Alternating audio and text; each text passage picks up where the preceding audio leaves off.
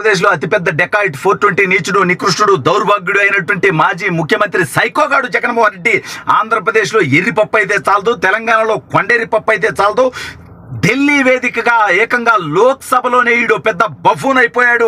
జగన్మోహన్ రెడ్డిని బైరెడ్డి శబరి లోక్సభ వేదికగా వాయించేసింది. అసలు ఇంతకీ బైరెడ్డి శబరి ఏమంది, జగన్మోహన్ రెడ్డి పరిస్థితి ఏంటి అనేది ఈ వీడియోలో వివరించబోయే ముందుగా ఇప్పటి వరకు మన ఛానల్ సబ్స్క్రైబ్ చేయని వాళ్ళు ఖచ్చితంగా సబ్స్క్రైబ్ చేయండి. ఇక విషయానికి వస్తే జగన్ అనేవాడు డెక్కాయిటు, దుర్మార్గుడు, నీచుడు, నికృష్టుడు. వీడికి జరిగినటువంటి ఘోర ఓటమి గురించి ఆంధ్రప్రదేశ్ రాష్ట్ర ప్రజలందరికీ తెలుసు, తెలంగాణ ప్రజలకు కూడా తెలుసు.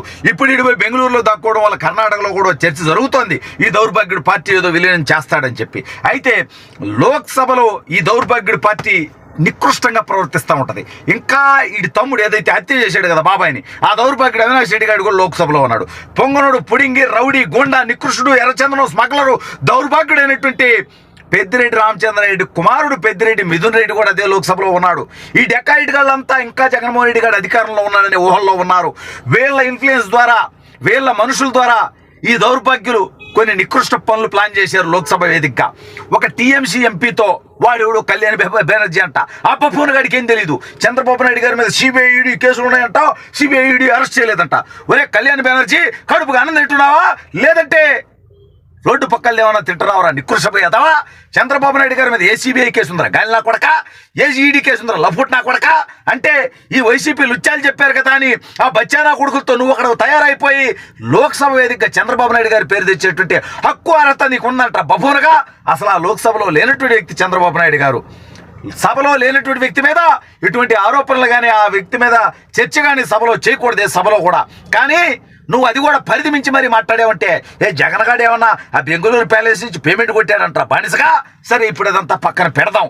ఈ దౌర్భాగ్యులు లోక్సభ వేదికగా ఈ మాటలు మాట్లాడితే, అదే లోక్సభలో తెలుగుదేశం పార్టీ నుంచి నంద్యాల ఎంపీగా గెలిచినటువంటి బైరెడ్డి శబరి, ఈ దౌర్భాగ్యుడు కళ్యాణ్ బెనర్జీ అనేటువంటి టీఎంసీ ఎంపీ కూసినటువంటి కారు కుత్తలకి వాటితో పాటు జగన్మోహన్ రెడ్డి అనేటువంటి నికృష్టుడు దౌర్భాగ్యుడు 420 గాడు గత 5 సంవత్సరాల్లో ఈ రాష్ట్రంలో చేసినటువంటి అరాచకం గురించి లోక్సభ వేదికగా భారతదేశం మొత్తానికి తెలియజేసింది.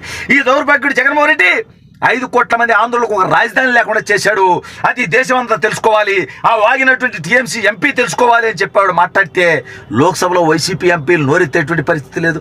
ఎందుకంటే అమరావతి మీద కక్షతో విధ్వంసం చేస్తూ 3 రాజధానులు అని చెప్పి మొండమోపి కాన్సెప్ట్ తీసుకొచ్చి 3 రాజధానులు కాదు కదా, ఏ రాజధానులను ఒక్క ఇటుక పేర్చినటువంటి నికృష్టుడు జగన్మోహన్ రెడ్డి అంటే వాడేమైనా కట్టుంటే, వాడేమైనా పీకుంటే, వాడేమైనా పొడిచుంటే కదా వైసీపీ ఎంపీలన్న మాట్లాడటానికి.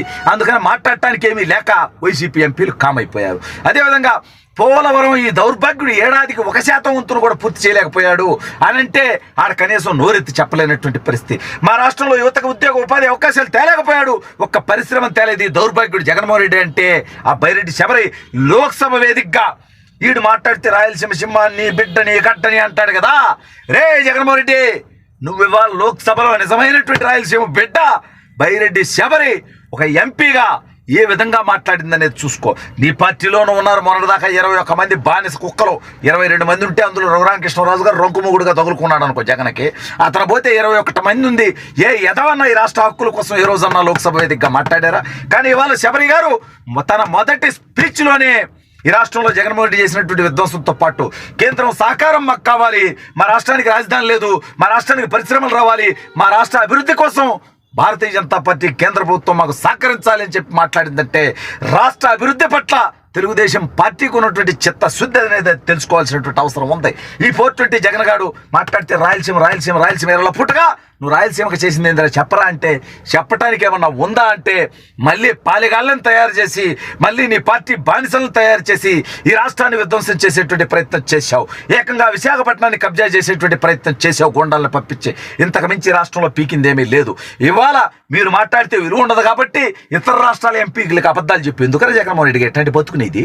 చంద్రబాబు నాయుడు గారి మీద a CBI case ఉందరా, A ED case ఉందరా? బొమ్మనుగా నువ్వు పెట్టినటువంటి బొంబాయి సిఐడి కేసు, నీ బానిసలు లత్కోరులు నీ గూడిగం చేసినటువంటి లఫూట్లు పెట్టినటువంటి ఒక సిఐడి కేసు తప్ప చంద్రబాబు నాయుడు గారి మీద a CBI case, A CID case ఉందో చెప్పండి నా కొండెల్లారా అంటే సమాధానం చెప్పేటువంటి దిక్కు దివానం వైఎస్ఆర్ కాంగ్రెస్ పార్టీలో ఎవరికన్నా ఉందా?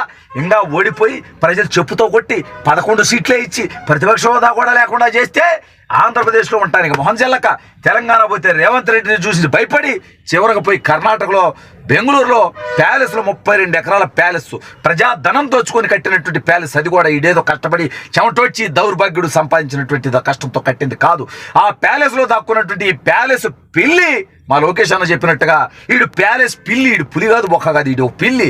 ఈ పిల్లిగాడు ఇతరులతో ఈడు మాట్లాడితే ఇలువ ఉండదు కాబట్టి వేరే వాళ్ళకి అబద్ధాలు చెప్పి వాళ్ళ ద్వారా దేశ అత్యున్నత చట్టసభ లోక్సభలో మాట్లాడించేటువంటి ప్రయత్నం చేస్తా ఉంటారు. బానిస కుక్క ఇవాళ శబరి గారు అడిగినటువంటి మాటలకు సమాధానం చెప్పేటువంటి దమ్ము ఉందంటారా జగన్గా?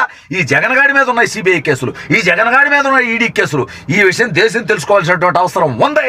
ఇవాళ తెలుగుదేశం పార్టీ ఎంపీలందరూ కూడా ఇవాళ రాష్ట్ర హక్కుల కోసం ఢిల్లీ వేదికగా పోరాటం చేస్తారు. మీకు దమ్ముంటే ఈ రాష్ట్ర హక్కుల కోసం ఢిల్లీలో మాట్లాడండి వైసీపీ ఎంపీలు ఎవడన్నా మగాడైతే.